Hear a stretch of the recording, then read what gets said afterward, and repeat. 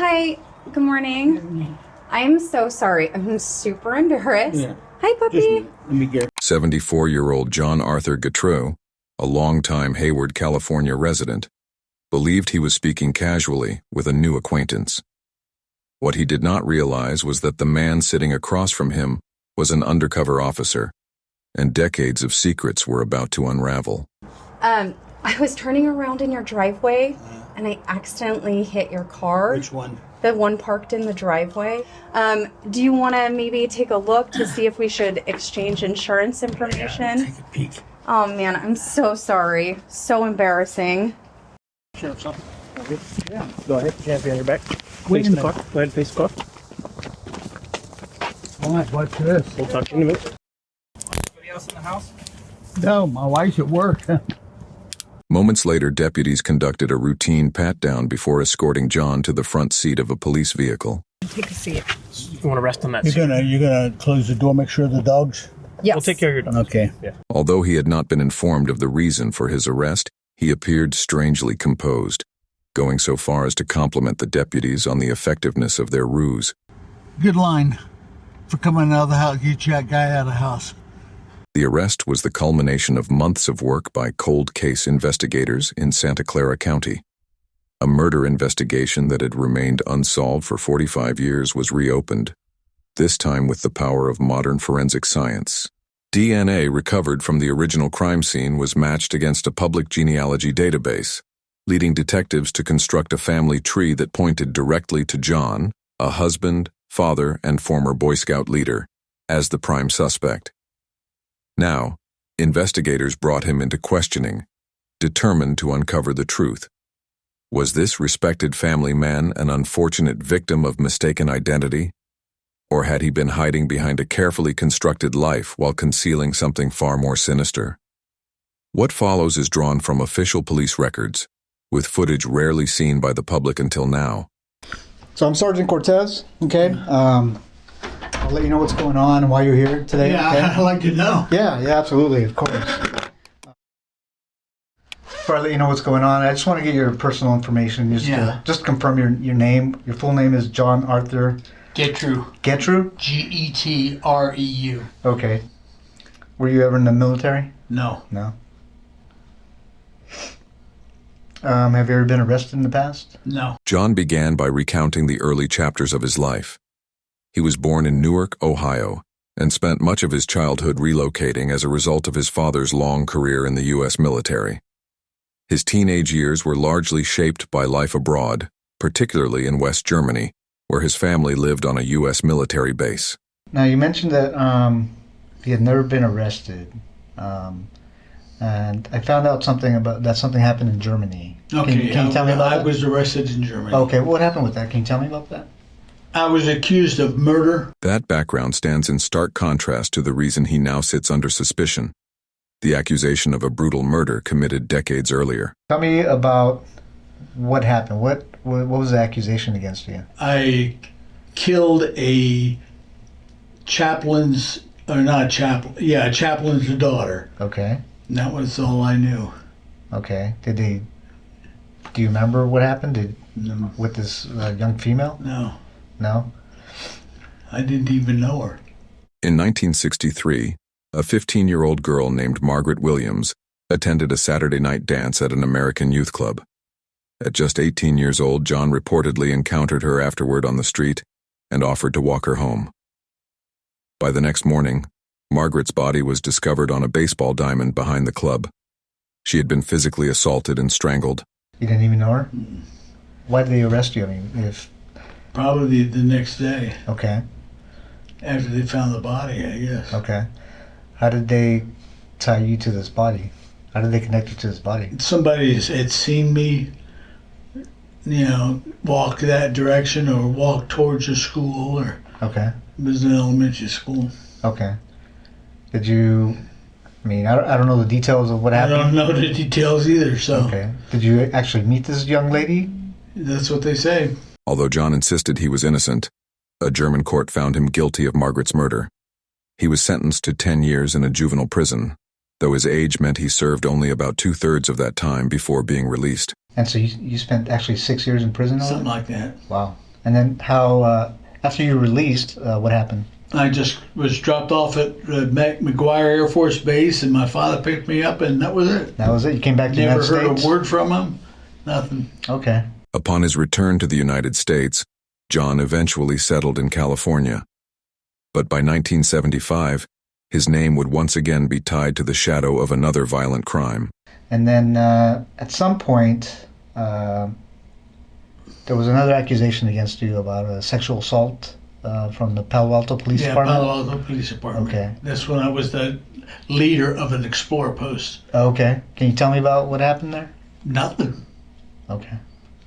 You know, I It's was just accused, interviewed, and that was it. Okay. What's this allegation? I got to ask you. Yeah. This allegation that this young girl made against you that you sexually assaulted her. Did that actually happen? No, not that not that I know of. And if I was arrested for specifically that, and then not even tried, and then nothing's happened. Like I told him, nothing happened. Yeah. I never saw her again. You know. Did you end up serving time for that? Do you remember? No, I didn't. I didn't serve any time that I know of. Okay. I can't. You know. Okay. It was so piddly that.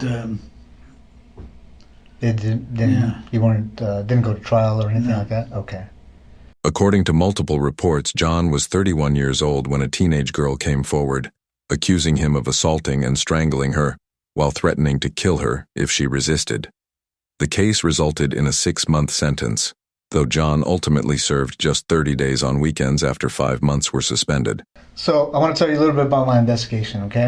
Are you familiar with the with Palo Alto area, Stanford area, the hills in Stanford? Yeah. You ever go out there? I was a scout leader. I traveled all those hills. What hills? Which hills are you talking? Well, we were out in the Bay, Half Moon Bay Hills. Okay. And I traveled up through there, hiked with the boys. Did you ever go in the hills, like in the area around Page Mill Road? Page Mill Road, like just west of Stanford? No. No, you never went to that area? No. Okay.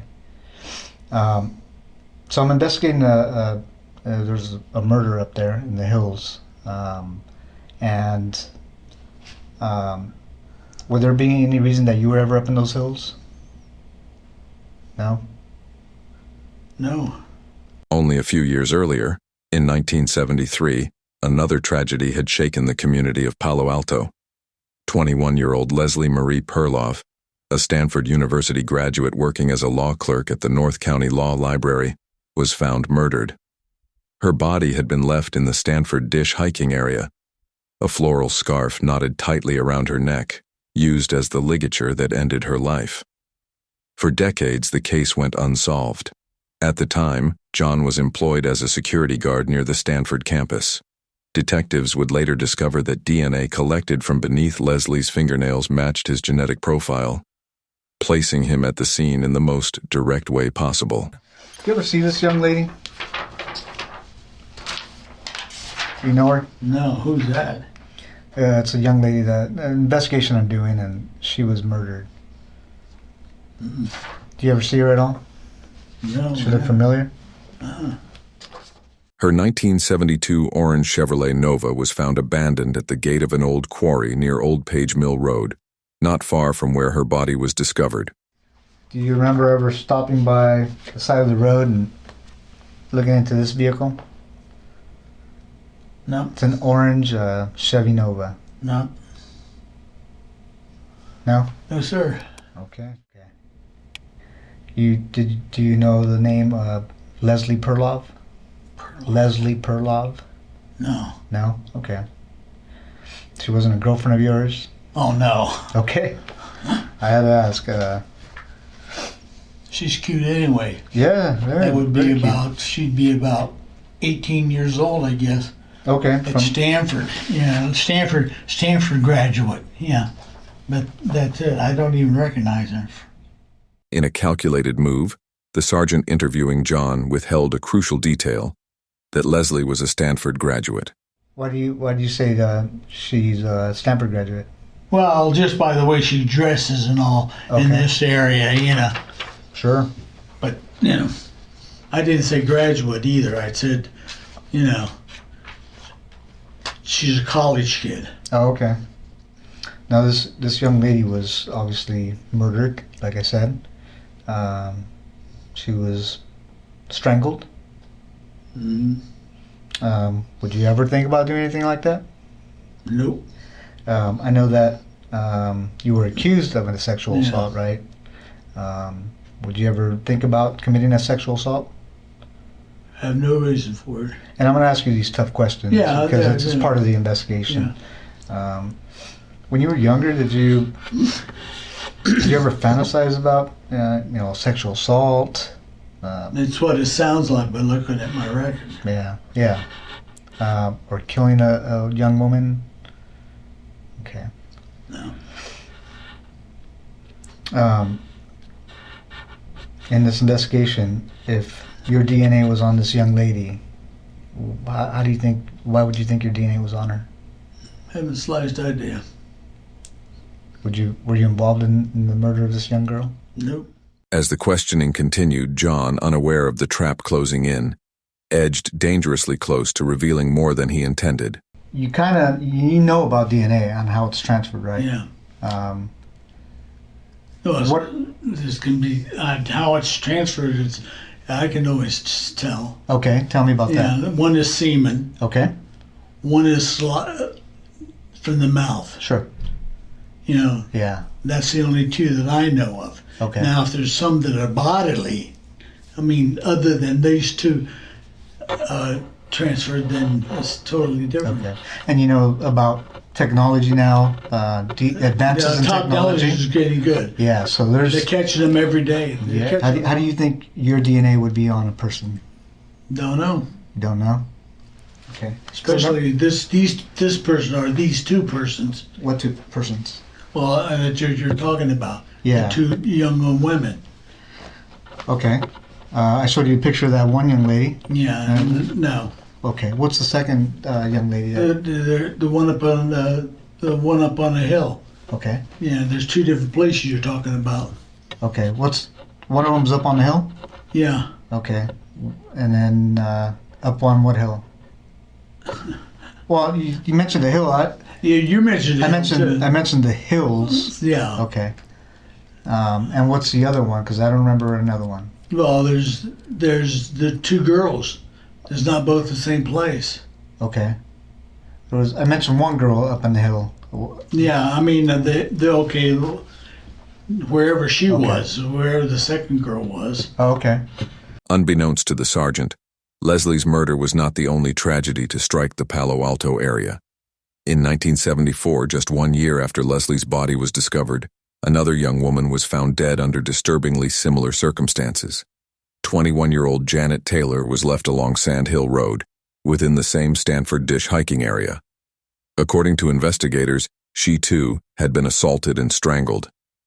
The deaths of Leslie Perloff and Janet Taylor marked the work of a serial killer who would remain unidentified for decades.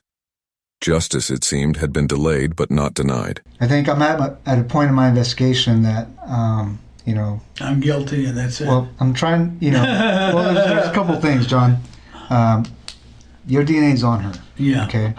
I'm not trying to find out who did it. Mm, What I'm trying to find out is why you did it. mm. And I think you know more than you're telling me. No, I wish I knew. Inside the interrogation room, John continued to deny involvement. But as the hours wore on, investigators escalated their strategy. A second detective entered, applying added pressure to break through his wall of lies. It's not an accident that your DNA got there. Your DNA and the type of DNA and where it is on the victim, there's no other explanation. Mm-hmm. You committed this crime. We know you committed this crime. Okay? Mm-hmm. What we don't know is why. And we're going to give you the opportunity to explain it to us. You don't have to. I thought about it, and that's all I can think of. No. Know what? No, I'm not guilty. Okay. Well, I'm telling you right now you are. Okay, fine. Okay. You had to have known this day was coming. Yeah, I know that. That's why it took so damn long. The harder they pressed about Leslie, the more John began to falter. In a critical slip, he hinted that she was not the only victim he had left in the hills, an admission that cracked open the door to a darker truth. So why her? I don't even know who she is. If that's the first girl or the one girl that's up on the hill or whatever, you know. What do you mean the first girl? Well, he said there's two people. There's two girls. Unless I misunderstood him. They were killed within probably an hour of each other and 2 hours of each other, or day, or who knows. Do you remember? How do you remember those details? Some of the questions he's asked me. Do you remember seeing any newspaper articles or media about those? Nobody, but that girl there is not the other one that he showed me. If that's the girl there with, the other picture, I doubt it. Why's that? I mean, look at the body. Mm-hmm. It could be somebody else. I don't think they're the same one. Is that why you don't recognize her? No. Because that's not the girl that you I'm killed? not questioning. I don't recognize her. I've never seen her. Do you think it was a different girl that you killed and that's not the one we're I showing you? didn't kill any girl. You didn't kill the girl in Germany? No. Well, that's total different. That's when I was 18 years old or younger.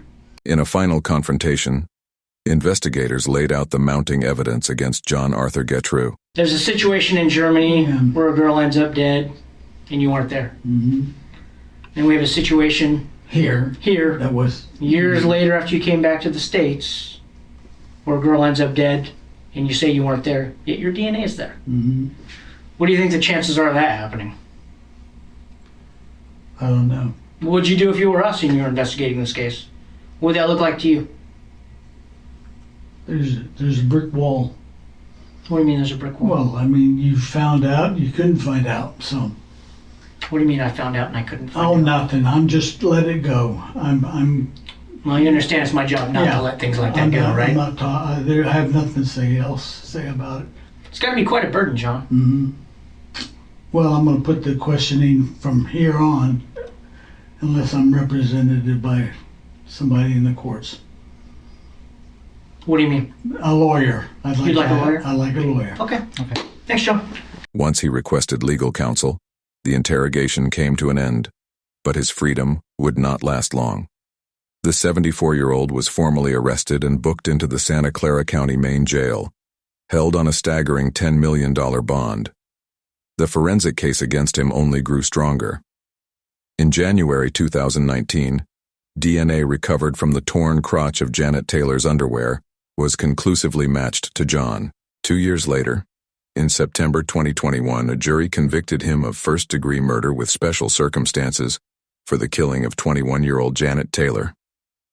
He was sentenced to 7 years to life in prison, ensuring that the man who had eluded justice for decades would finally remain behind bars. Justice for Leslie Perloff would follow.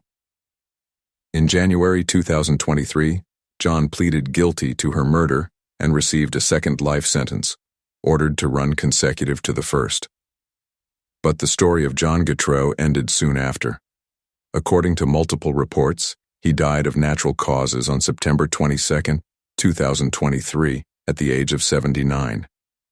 Even in death, his DNA profile remains in the state's criminal database, where it continues to be compared against evidence from unsolved murders, an enduring tool in the ongoing effort to bring closure to cases left unanswered for far too long.